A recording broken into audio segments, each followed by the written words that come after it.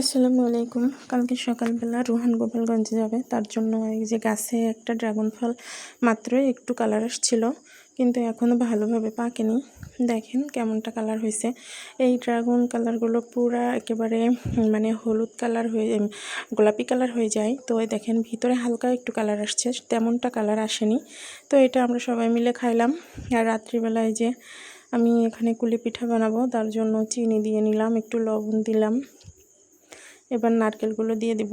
এই যে নারকেলগুলো দিয়ে আমি এবার কড়াইতে করে চুলার উপরে দিয়ে সুন্দর করে নাড়াচাড়া করে যখন আঠালো একটা ভাব আসবে তখন আমি নামিয়ে নিব। তো এই যে আমি এখানে কিছু মশলাও দিয়ে দিলাম। এবার আমি এটা সুন্দর করে নাড়াচাড়া করে একটা আঠালো ভাব নিয়ে চলে আসবো, তখন এই যে তারপরে আমি পিঠাগুলো বানিয়ে নিলাম। মাঝখানে আর ভিডিও নিতে মনে ছিল না, যেহেতু আমি প্রফেশনাল ভিডিও মানে করি না, এই জন্য আর কি। তো দেখেন পিঠাগুলো কত লোভনীয়, কত সুন্দর দেখা যাচ্ছে। অনেক দিন পরে কুলি পিঠা বানালাম আর কি।